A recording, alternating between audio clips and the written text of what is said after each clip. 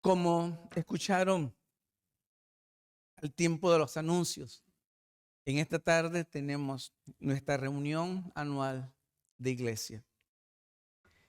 Para muchos quizás una reunión es eso, simplemente cosas administrativas, y a veces desconectamos la obra de Dios, la parte espiritual que nos lleva a hacer lo que hacemos. A veces pensamos que este es un asunto en donde quizás Dios no tiene que ver, como que Dios se ausenta, se desconecta de nosotros y nos enfocamos en números, nos enfocamos en gráficos, nos enfocamos en estadísticas, que perdemos la perspectiva de la presencia de Dios en reuniones como eso.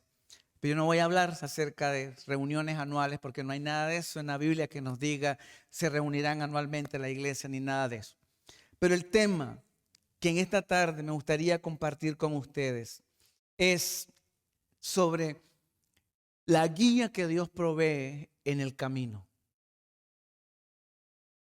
Cuán diferente sería nuestra vida si por un momento dejáramos de seguir nuestros instintos, nuestra forma de pensar, nuestros sentimientos, nuestras costumbres, y diéramos lugar en lo más íntimo de nuestro corazón a que Dios guíe nuestra vida, guíe nuestras decisiones, guíe nuestro hogar, guíe todo lo que tenga que ver con nosotros, pero más importante aún, cuán grandioso y cuán diferente sería la iglesia si la iglesia le diera lugar a Dios, al Espíritu de Dios, para que la guíe. Estamos viviendo un tiempo, y lo han escuchado muchas veces, mis amados hermanos, y lo escuché esta semana que pasó cantidades de veces, pero estamos viviendo tiempos difíciles, sí, pero tiempos únicos en la historia de la humanidad. A veces yo digo, no sé, quizás el apóstol Pablo le hubiera gustado vivir en este tiempo. ¿Se imagina lo que haría Pablo con un TikTok? ¿Se imagina lo que haría Pablo con YouTube, con Facebook y con toda esa tecnología? Creo que el evangelio hubiera llegado literalmente hasta el más remoto de los lugares de esta tierra. Pero a nosotros nos es dada la bendición y el desafío en medio de toda esta turbulencia económica, política, moral y espiritual, en medio de todo este caos. A nosotros nos da el Señor el tiempo, la oportunidad, la bendición, el privilegio de estar vivos en este momento preciso. Pero la verdad es que el tiempo es del Señor. El tiempo, pero también forma parte del plan de Dios. En el tiempo que estamos acá, Dios está haciendo cosas grandes. Dios está obrando en nuestras vidas. Dios está conformándonos cada día más a la imagen de su Hijo. Y a veces ni siquiera nos enteramos de la obra que está haciendo Dios en nuestras vidas. Pero el tiempo que nos es dado, sean 20, 25, 30, 40, 70, 90 años, el tiempo que Dios nos ha dado acá en esta tierra, es el único espacio que nosotros como creyentes, como personas redimidas por Cristo Jesús, por medio de la fe en el Evangelio, es el único espacio que tenemos para responder primeramente al Evangelio y también decidir si seguiremos el propósito de Dios o el nuestro. Y esa es una decisión que todos los días tenemos que hacer. El día de mañana, lo primero es, ¿va a decidir usted seguir el propósito de Dios o va a decidir seguir su propósito? ¿Qué va a decidir mañana? ¿Qué va a decidir pasado mañana? De aquí a un mes, de aquí a 2 meses, de aquí a 6 meses, de aquí a un año. ¿Qué decisión va a tomar? Obviamente, algunos van a responder con fe al Evangelio. Otros dentro de los creyentes frenan, posponen o de una rechazan el llamado de Dios al servicio, al ministerio. Otros vacilan, esperando, viendo que todo esté acomodado, que los astros estén en línea para entonces poder tomar una decisión. En fin, pero hay muchos que piden señales como una garantía antes de obedecer. Y esa es una realidad que estamos viviendo hoy en día. Parece que el creyente está más confiado de pedir una señal de Dios, una señal única, una señal distintiva, para saber qué hacer en momentos como estos. Pedimos una señal. Señor, estoy planeando un viaje, dame una señal.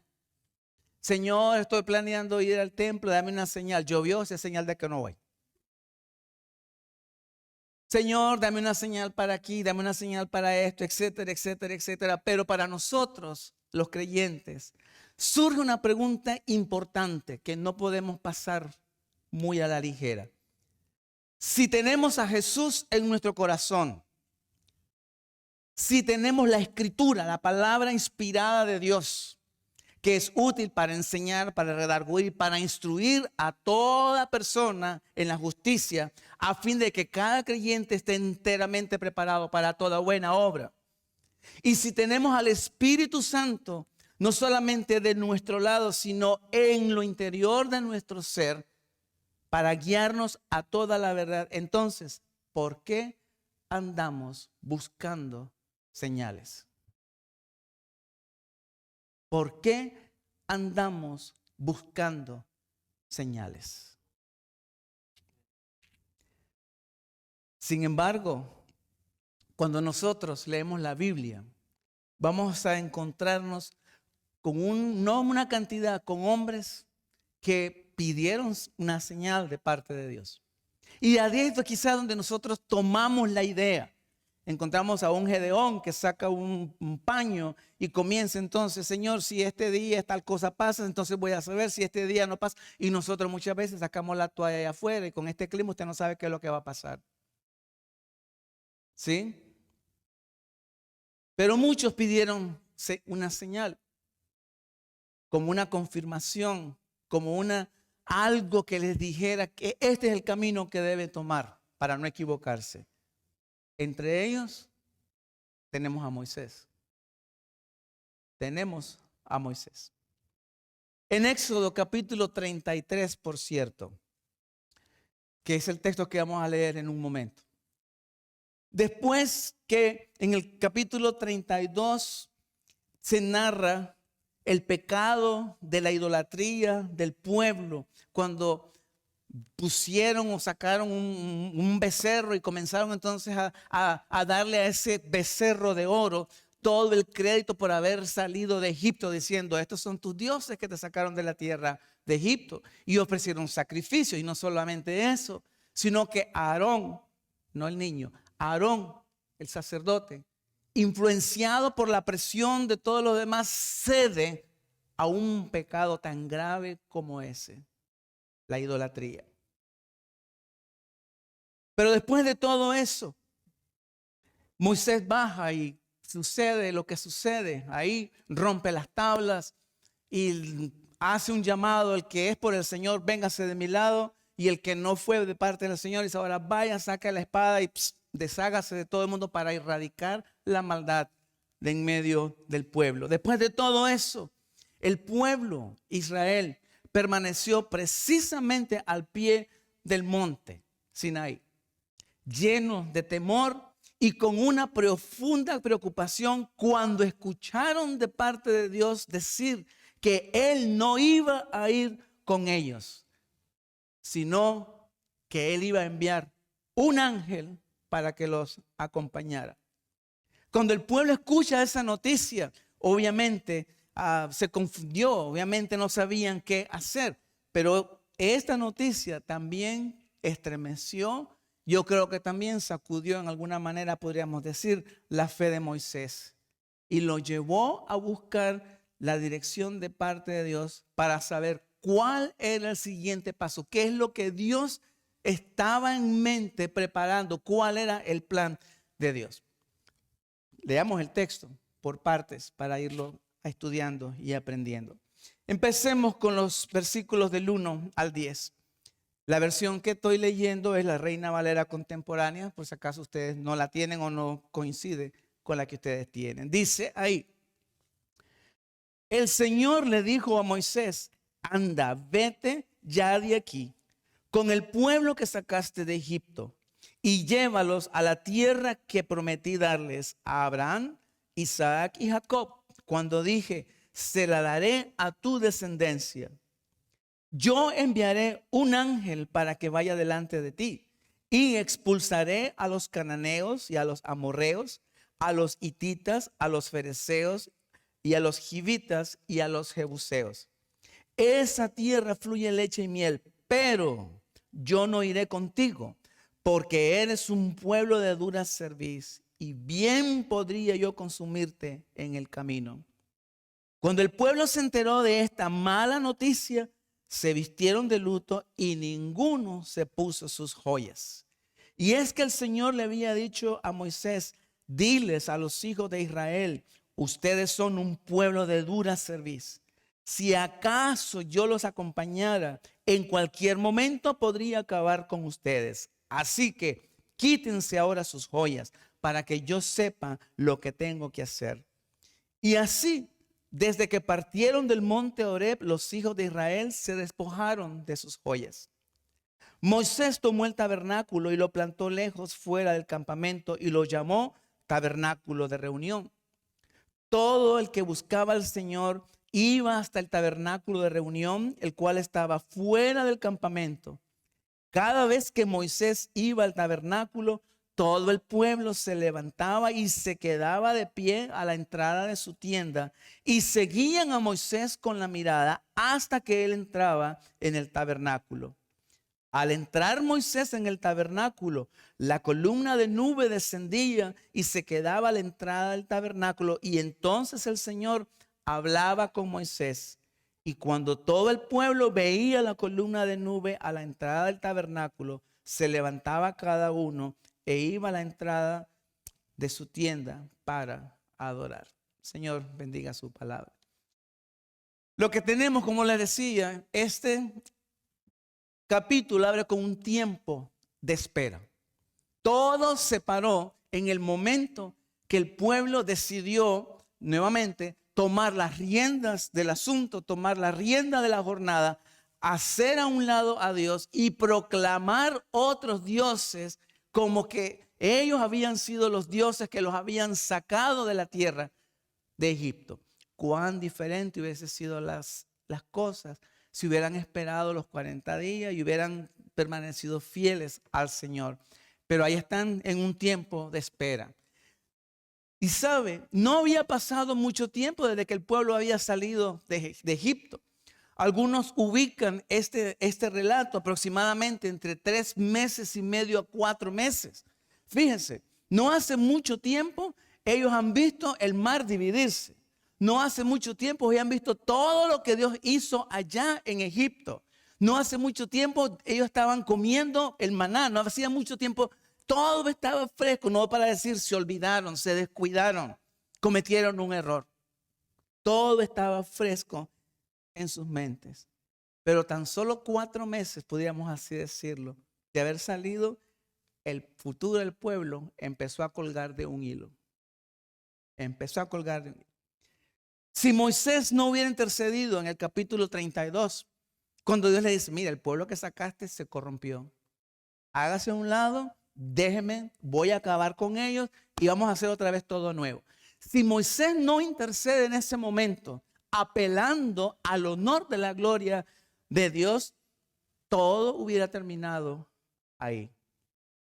Pero el Señor perdonó el pecado del pueblo. Ahora, las cosas no salieron como Moisés esperaba. Ya Dios perdonó, ahora sí, vamos hacia adelante. No, no pasó así. Enseguida, lo que hace el Señor es recomisionar de nuevo a Moisés y reafirmar su promesa de llevar al pueblo a la tierra prometida. Ajá, pero le hizo una advertencia muy seria que no podía pasar por alto. Les advirtió que a partir de ahí no toleraría ni el más mínimo pecado. Y así fue. Más adelante, en el resto del libro de Éxodos y Números, vemos lo que le pasó al pueblo por su rebeldía. Sin embargo, lo que más, creo yo, turbó a Moisés no era el hecho de estar allí a la orilla del monte Sinaí. Lo que más turbó a Moisés y al pueblo y lo que llevó a Moisés a buscar la dirección de Dios fueron las palabras que Dios le dijo. Yo enviaré un ángel delante de ti, pero yo no voy a ir contigo. Pero yo no voy a ir contigo. Pensemos por un momento en esto. ¿De qué nos sirve a nosotros como iglesia tener todo? Un buen edificio, por cierto, esto no es nuestro. Un buen programa de niños. Un buen ministerio de hombres, mujeres, jóvenes. Un colegio allá al lado. Un daycare allá atrás. ¿De qué nos sirve todo eso si la presencia de Dios no está con nosotros? ¿De qué sirve? De nada. Si Dios retiraba su presencia, ¿qué iba a hacer de ellos? Si Dios retirara su presencia de nosotros, ¿qué sería de nosotros? ¿Se ha puesto usted a pensar en eso? ¿Qué sería de nosotros si Dios retirara su presencia?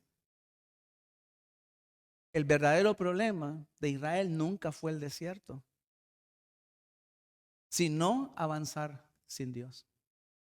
Y lo mismo también es cierto para la iglesia. Nuestro problema no son las situaciones financieras que se presentan.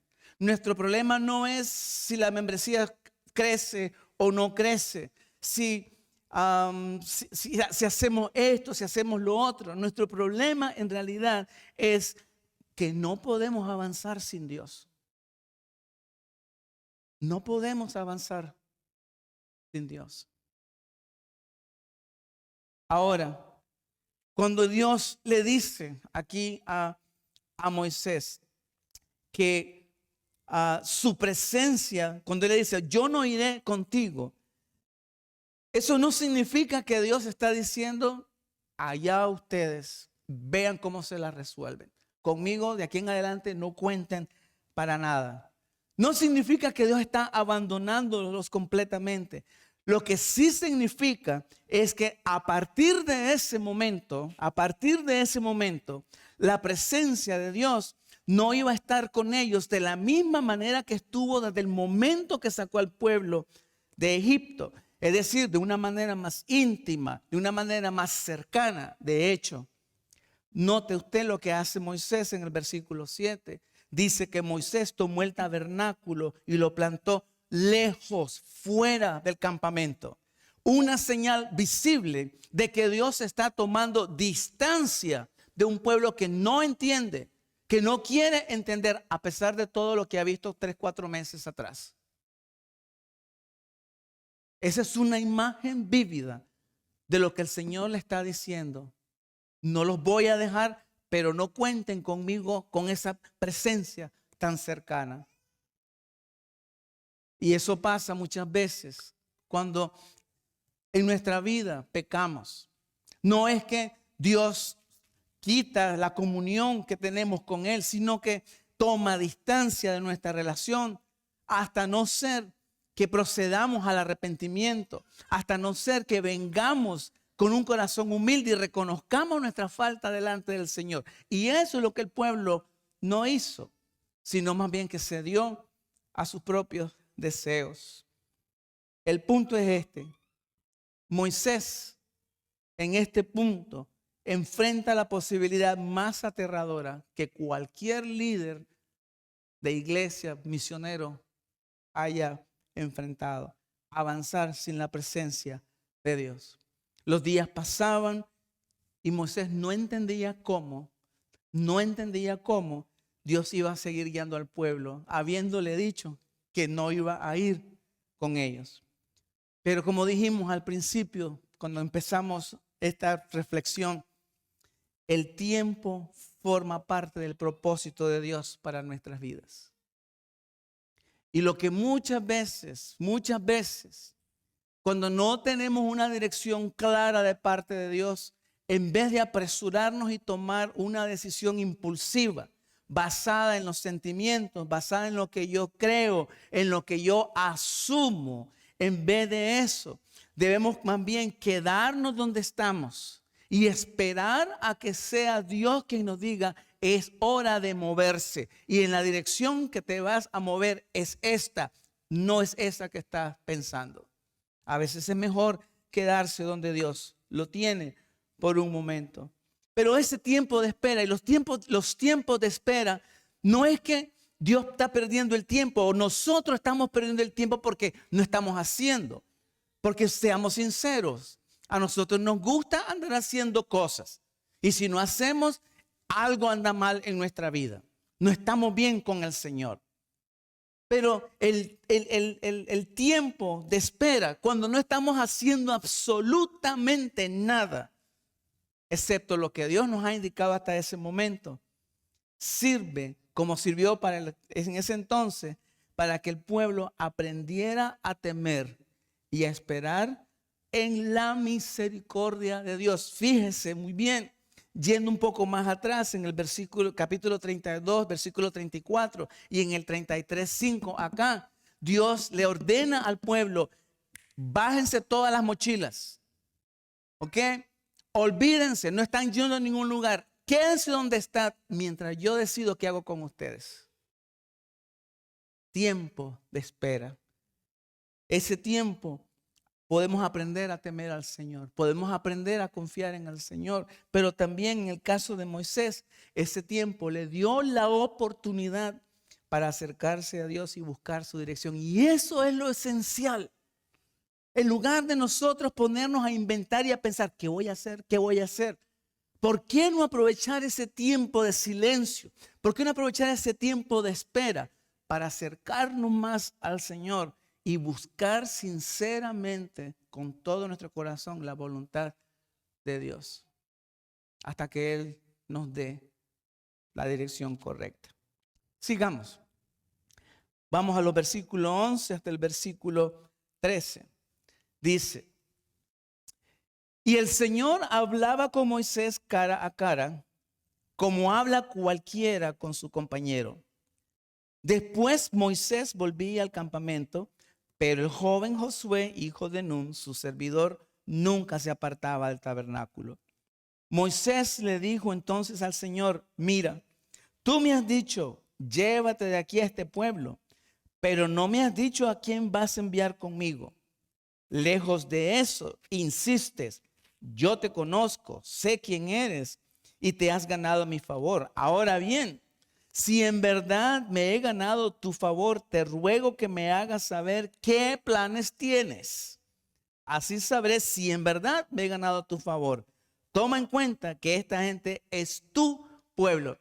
Mire la jugada que hace ahí. Dios le dice: este es tu pueblo que tú sacaste de Egipto. No, Señor, este es tu pueblo, no es mi pueblo. Qué interesante, ¿no? Pero ¿qué es lo que tenemos acá? Dios hablando a Moisés. Se da cuenta que Dios nunca ha dejado de hablar. Aún en esos momentos de quietud, aún esos momentos de incertidumbre, aún esos momentos en donde estamos esperando, Dios nos habla. Y la Biblia en esto es muy clara. Dios ha hablado de muchas maneras, pero en estos días, la palabra más segura que podemos nosotros escuchar de parte de Dios es de parte de Jesús, es de parte de la Escritura. No de los llamados profetas que surgen por ahí diciendo cosas. Por cierto, hay un gran movimiento en estos días donde se está hablando más bien de que el Espíritu Santo abre portales. Como que es una puerta donde uno tenemos que atravesar para entonces abrir portales, para entonces tener abundancia de cosas. Eso no está en la Biblia, en ningún momento lo dice la palabra del Señor. No sabemos cuánto tiempo duró la espera, 5 meses, 6 meses, 1 año, no sé. Pero lo que sí sabemos es que Dios se manifestó de una manera única, tanto a Moisés y a la distancia también al pueblo, y habló con Moisés desde la nube, cara a cara, como habla cada quien con su amigo. Y esto es importante, esto es significativo, hermanos. Es entonces en ese diálogo que tiene Moisés con el Señor un día cualquiera, donde Moisés le pidió a Dios que aclare su relación con él. Un momentito, Señor. Tú dices que me conoces, tú dices que he ganado el favor, pero Señor, ¿qué es lo que está pasando acá? No has sido claro conmigo. ¿Cómo así? Que me ama, pero Señor, estoy en un problema. ¿Cómo hago yo? ¿Qué hago yo? No estamos hablando de una congregación de 70, 80 personas. Algunos dicen que estaban hablando aproximadamente de 1 millón de personas. Sin manejar, más bien no manejar, sino pastorear una iglesia de 50 es una locura. Ahora imagínense 1 millón de personas. Y en el desierto. En el desierto. Pero aquí está la palabra de Dios nuevamente. Hay una palabra que se repite constantemente, que domina esta parte, y es la palabra conocer. La encuentra en el versículo 2, en el versículo 3, en el versículo 16 y en el versículo 17. Lo primero que hace Moisés es reconocer que Dios a él lo conoce por nombre. Pero también le pide al Señor que le muestre a Moisés su camino para entonces Moisés conocer mejor al Señor. Al final, iglesia, al final, ¿qué es lo más importante de la vida de fe? ¿Qué es lo más importante para un creyente? Lo más importante no es hacer cosas para Dios, sino conocer a Dios cada día más personalmente. Es decir, nuestro encuentro con Cristo es el primer paso. Llegamos a conocer a Cristo, llegamos a conocer a Dios gracias a Cristo Jesús, pero no se detiene ahí. Tenemos que ir creciendo y conociendo más al Señor, conociendo de su gracia, conociendo de su misericordia, conociendo de qué es lo que el Señor está haciendo a nuestro alrededor, conociendo exactamente todo. Obviamente, de este lado de la eternidad, nunca llegaremos a tener un conocimiento perfecto al 100% del Señor hasta el día que entremos a su presencia. Pero en este tiempo que estamos acá, podemos conocer a Dios personalmente a través de su palabra. Por eso hay que estudiar la Biblia. Por eso es que tenemos, hermanos, un lugar que se llama escuela dominical. Y no es para pasarla chévere, es para estudiar la Biblia, para escudriñar la palabra de Dios, para alimentar nuestra vida. Por eso tenemos lo que llamamos discipulado. Y discipulado no es un curso. Haga todos los cursos que pueda tener. Y usted puede terminar con un buen título, una maestría o un doctorado en discipulado y no conocer a Dios personalmente. Porque es una vivencia, es una relación, es una permanencia en la palabra de Dios, es una permanencia en la oración, es una permanencia en compartir al Señor, es una permanencia en la obediencia.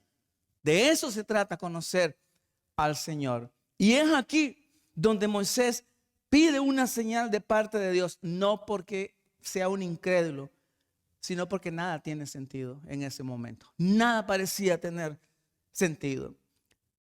Esta es más o menos la idea detrás del versículo que tenemos aquí, que el versículo 5. Preste cuidado. ¿Sí? Perdón, no es en el versículo 5. Déjeme buscarme acá, ¿no? Donde dice al Señor, estoy leyendo en el lugar equivocado. En el versículo 13, perdón. Moisés le dice, ahora bien, si en verdad he ganado tu favor, te ruego que esa expresión me haga saber qué planes tienes. Te ruego que me des una señal, por favor. ¿Sí? Te ruego que me des una señal. Así sabré si en verdad me he ganado tu favor. Interesante, ¿no es cierto? Pero entonces, si Dios no iba a acompañarlos de la misma manera como lo había hecho antes, lo que Moisés pide es una señal para saber quién los guiará y cómo iban a avanzar hacia la tierra prometida. Eso es el todo, diríamos, de la historia. Ahora fíjese algo interesante que nos pasa también a nosotros. Parece que a Moisés se le olvidó la columna de fuego y la columna de nube, la nube que estaba allí todo el día. Prestan cuidado. Dame una señal, Señor. Pero un momento, en la noche ahí está la columna de fuego. En el día, cuando entra al tabernáculo, ahí está la nube. ¿Mm? ¿Usted no cree que eso era más que suficiente? Pero antes entonces de caerle encima a Moisés, usted sabe que lo mismo ocurre con nosotros también. A veces olvidamos que Jesús, la Escritura y la voz del Espíritu son suficientes y confiables.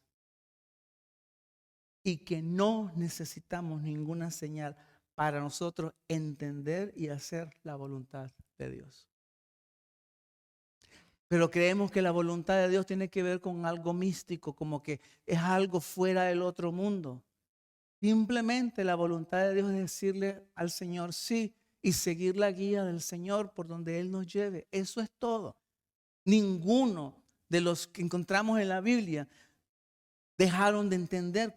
Cuando entendieron lo que Dios quería, lo hicieron. Y Dios les habló tan claramente respecto a cuál era su voluntad que ninguno cuestionó ni preguntó, Señor, ¿cómo está diciéndome esto y esto y esto? Simplemente respondieron en obediencia, sin saber más que el paso que tenían que dar en ese momento. Y sabe, lo mismo es ver cierto para nosotros. A veces no servimos al Señor porque es que yo no sé si es la voluntad de Dios o no es la voluntad de Dios. A veces no hacemos lo que el Señor nos pide hacer porque andamos enredados buscando señales, pidiendo aquí para ver si todo cuadra y si todo cuadra. Entonces la conclusión lógica es que es la voluntad de Dios. Pero no es así. Tenemos a Jesús, la Escritura y la voz del Espíritu. ¿Qué más necesitamos?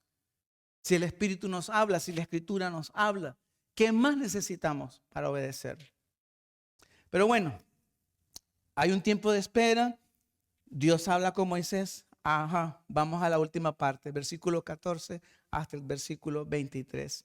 Dice, y el Señor le dijo, esto es a Moisés, mi presencia irá contigo y te daré descansar. Pero Moisés respondió, si tú no vas a venir conmigo, no nos saques de aquí. ¿Cómo vamos a saber tu pueblo y yo que en verdad me he ganado tu favor? Lo sabremos solo si vienes con nosotros y solo si tu pueblo y yo somos apartados de todos los pueblos que hay sobre la faz de la tierra.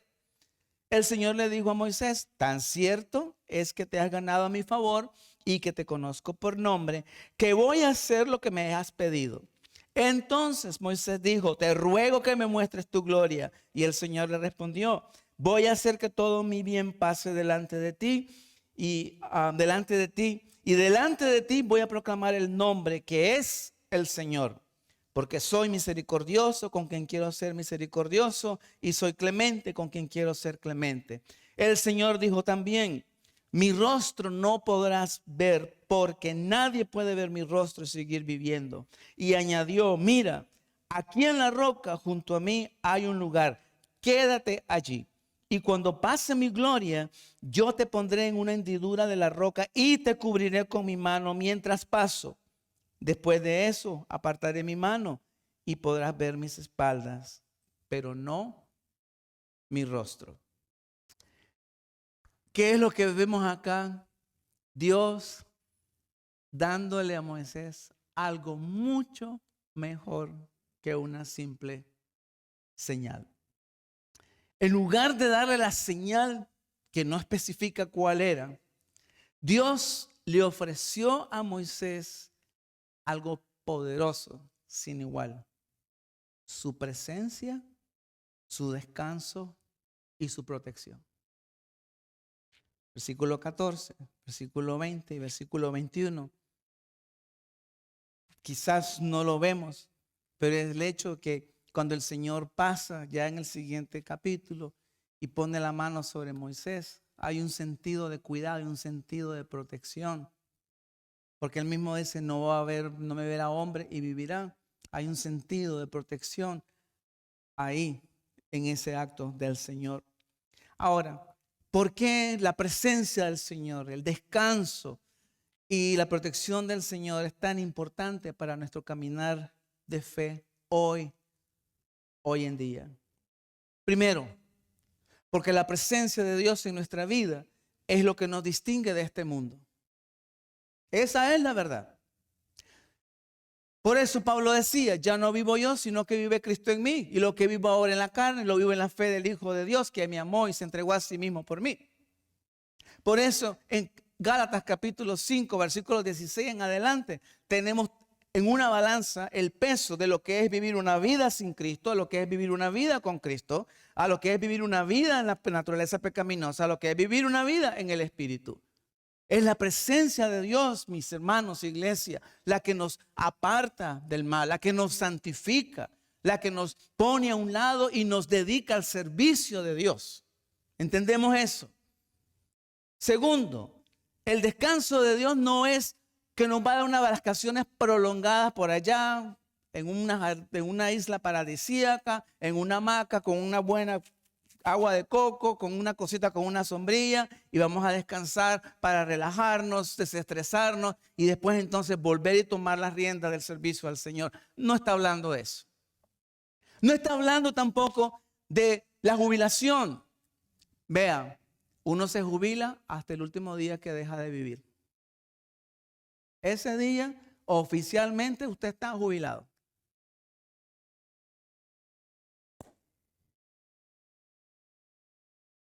El descanso de Dios para nosotros es un constante recordatorio de que el Señor no solamente guía el camino, sino que en medio de cualquier circunstancia que la iglesia, el pueblo del Señor pase, sea una circunstancia económica, sea una circunstancia de carencia de líderes, sea una circunstancia de opresión, sea una circunstancia en donde la iglesia es perseguida, sea una circunstancia como la que estamos ya viviendo, en donde se nos va muy poco prontamente a prohibir predicar toda la Biblia, sea cualquiera esa circunstancia. Ese es un constante recordatorio de que el reposo verdadero se encuentra en el Señor.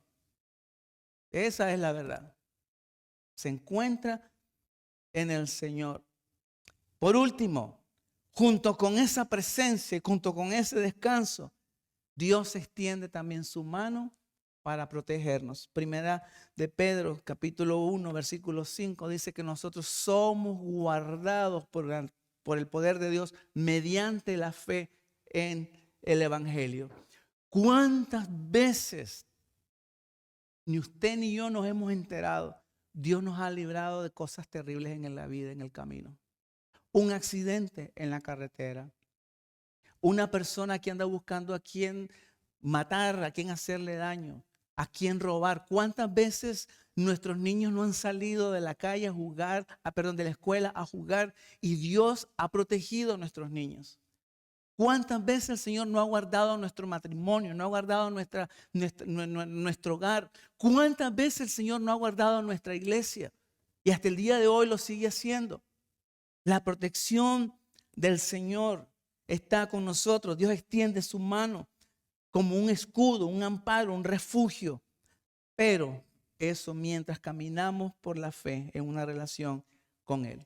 Ahora, iglesia, las señales, si es que nos atrevemos algún día a pedirlas, o ya las hemos pedido, o andamos en la onda de andar pidiendo señales. Si Dios responde o no responde, no sé. Pero cualquier señal que Dios pueda darle es temporal. Es temporal. ¿Cuánto tiempo le duró el vellón a Gedeón? Por cierto, ¿dónde está dónde está eso? Nadie sabe. ¿Sí? Nunca más. Pasó, pasó. Y también pueden ser malinterpretadas. Y a veces pueden ser solamente productos de nuestra imaginación. Pueden ser solamente productos. Pero la presencia de Dios en Cristo, anote esto, la presencia de Dios en Cristo en el corazón del creyente por medio de la fe es permanente, es segura y no hay nada más real que eso en nuestra vida. Que se aclave en nuestro corazón, que nos lo metamos en la cabeza, que la presencia de Dios en nuestra vida es permanente, es segura y es real. Sea que uno diga que la siente, sea que no la sintamos, eso no importa. La presencia de Dios está en nosotros y va con nosotros todos los días hasta el fin del mundo. De otra forma, lo que Jesús dijo antes de partir de este mundo sería una mentira. Una mentira. Jesús no solamente quien guía, Jesús mismo es el camino, la verdad y la vida. La Biblia lo dice. Por eso, quien camina con Él no puede nunca perder el camino. No puede perder el camino. Terminemos. ¿Cuántos de ustedes tienen licencia de conducir acá? ¿Cuántos han hecho viajes largos? Miren, hermana Mariana dice, ahí lo tiene. Sí. Dígame una cosa. ¿No es cierto que cuando uno conduce por las calles o por la autopista, por todos lados hay señales que le dicen, primero, la velocidad? Segundo, ¿cuál es la próxima salida? ¿Cuántos kilómetros? Y le dice, ahora con el GPS no hay nada como eso. ¿Sí? No hay nada como eso. Baje la velocidad, mire, vaya para la derecha, vaya para la izquierda y todo lo demás. ¿Sí? Pero, ¿cuál es el objetivo de todo eso? Ayudarnos a ubicarnos en donde estamos para llegar al lugar donde queremos llegar. ¿Cómo llegó usted hasta esta tarde aquí al templo? Siguió las señales. Victoria Park se salió, bajó al sur, no fue al norte, bajó al sur. Ahí mismo se dio la vuelta a la izquierda porque si no sigue derecho. Es decir, de la misma manera, hermanos, cuando usted y yo caminamos con Dios, podemos reconocer evidencia de su obra y dirección a lo largo de todo el camino. Henry Blackaby, en su libro Mi experiencia con Dios, escribió: Dios siempre está obrando a su alrededor. Observe dónde está obrando Dios y únase a Él. Únase a Él. Increíble. El jueves que estábamos en este entrenamiento, es bonito uno entrar a una conferencia y que a uno le den herramientas, pero lo difícil es poner todo eso en práctica. Y no estaban diciendo nada que ya nosotros no hayamos visto. Seguramente las hermanas tendrán muy bien en su mente los 3 círculos que nos enseñaron a ustedes. Digo, les enseñaron porque yo estaba también ahí interpretando a la hermana Aymara. ¿Sí? Los 3 círculos, que el diseño de Dios, el pecado y todo lo demás, la redención, etcétera, etcétera. Estamos hablando de eso.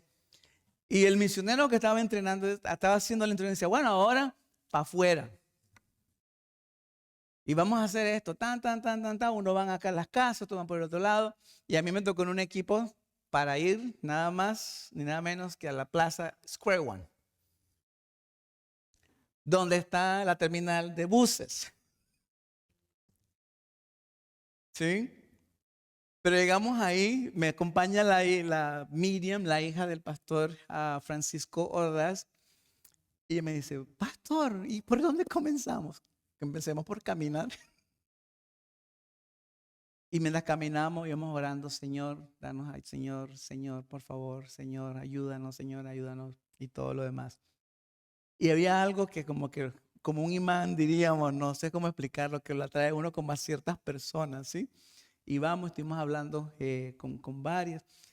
Íbamos tan nosotros en lo que estábamos metidos allí, que cruzamos ilegalmente la calle, lo demás, vino un policía, yo dije, ya aquí no, ya se acabó. Dice, no, es que ustedes hicieron ese cruce y eso no es bueno, que por aquí y por allá. Y ahí mismo le dijimos, mira, estamos orando. ¿Sí? ¿Hay alguna petición? Bueno, sí, nos dijo su petición y ahí mismito oramos por él. Íbamos caminando, y entramos a la plaza y le decía, Miriam, vamos a orar para que el Señor nos dé una persona de habla hispana. Y pasamos, dimos la vuelta, 2 vueltas, 3 vueltas y nada. De pronto, pan, a un lado ahí. Nos acercamos en una tienda donde estaban vendiendo helado. Y entonces le digo en inglés, hola, buenas tardes. El momento que ella me dijo hola en inglés, yo dije, esta es hispana. De Girardot. Dije, aquí está. Estuvimos conversando con ella y todo lo demás, fuimos a compartir. Claro, están trabajando, pero no se puede hacer mucho más que decirle el plan de Dios y sembrar la semilla. Por lo menos hay un contacto ahí. Pero aquí está, hermanos, a lo que vamos. Dios siempre está obrando a nuestro alrededor. Siempre está obrando. Lo que tenemos que hacer es unirnos a Él.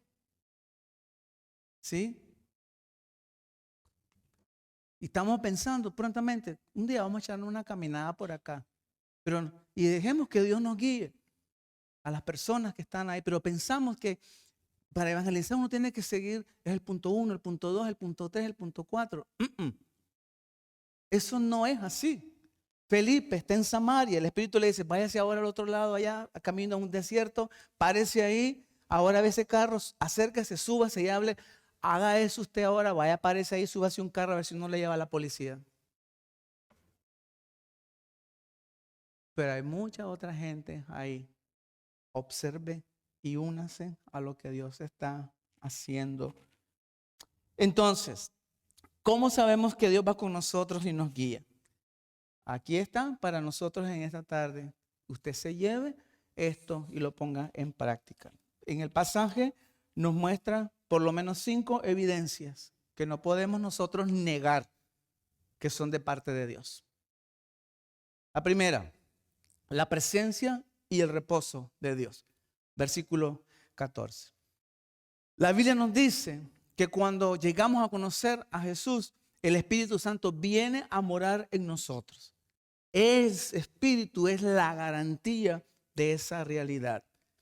Y a pesar de nuestras debilidades, de nuestras situaciones, de que vamos para atrás y vamos para adelante, a pesar de las circunstancias que nos rodean, la presencia de Dios con nosotros permanece hasta el fin y nos da el descanso que necesitamos mientras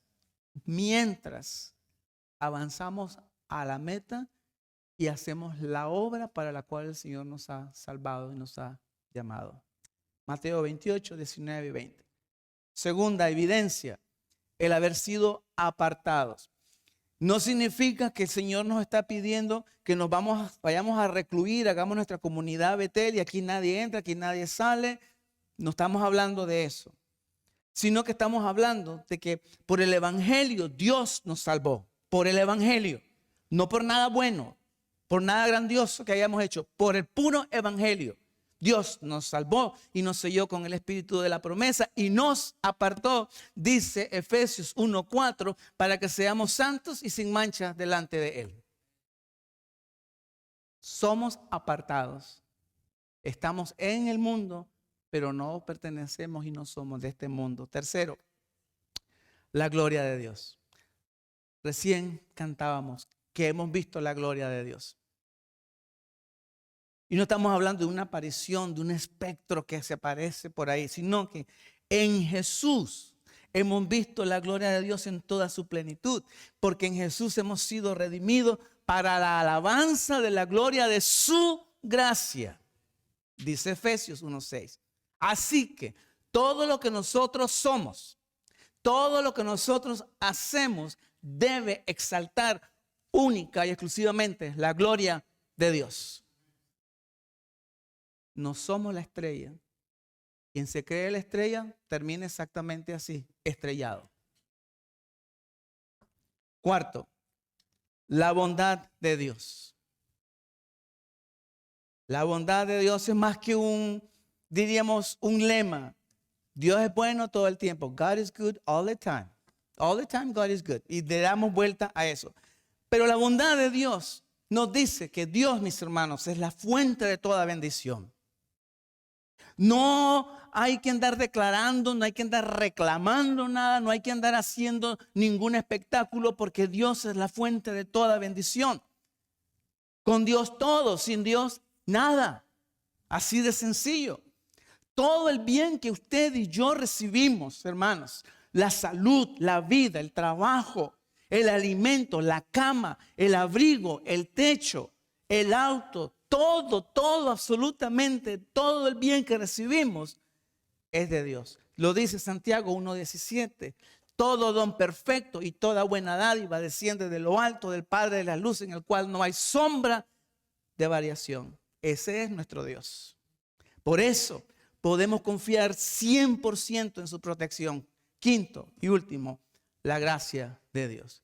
La gracia de Dios. Mis hermanos, si entendiéramos la dimensión de la gracia, si entendiéramos en realidad el obrar de la gracia en nuestras vidas, si entendiéramos eso, que la gracia es el don divino de amor, es el don del perdón, el don de la salvación, no se gana, no se compra, no se consigue en ningún lugar. Y sabe, lo más impactante es que esa gracia se manifestó plena y perfectamente en el sacrificio de Jesús, a tal punto que solo la gracia puede transformar nuestra vida. Solo la gracia transforma la vida de quien la recibe por la fe. El punto es este, iglesia. No necesitamos señales visibles para saber cuál es el camino o cuál es el siguiente paso que debemos dar. En el Evangelio del Señor están todas estas evidencias y más. Y en el Evangelio todas ellas están reveladas en su máxima expresión. Porque el sacrificio de Jesús es la manifestación suprema de todo lo que usted y yo necesitamos para conocer a Dios, para ser salvos, y para caminar por fe. El Evangelio, hermanos, lo es todo. Lo que necesitamos simplemente es acercarnos a Dios y conocerle más. La presencia de Dios va con nosotros todos los días hasta el fin del mundo. Lo dice la Escritura. Hermanos, iglesia, permanezcamos cerca de la cruz. ¿Por qué? Porque ahí Dios se revela, ahí Dios dirige nuestros pasos. No estorbemos la agenda de Dios. No nos pongamos en el medio ahí, viviendo decepcionados con señales, con programas, con cosas que están escritas, que si no vemos números, estadísticas, entonces Dios no está obrando. No estorbemos la agenda de Dios. Dejemos que la presencia de Dios guíe el camino. Dejemos que la presencia de Dios guíe nuestra vida, que la presencia de Dios nos dé descanso, que la presencia de Dios nos proteja a medida que caminamos por fe en una relación con Él y cumplimos la tarea para la cual Él nos ha salvado. En otras palabras, dejemos que Dios nos guíe con el Espíritu Santo y no con nuestros métodos y nuestras ideas. Llévense esto en esta semana y espero que el Señor les ayude a ponerlo en práctica. Y acuérdense de todo esto. Vamos a orar y vamos a estar también de pie en esta tarde.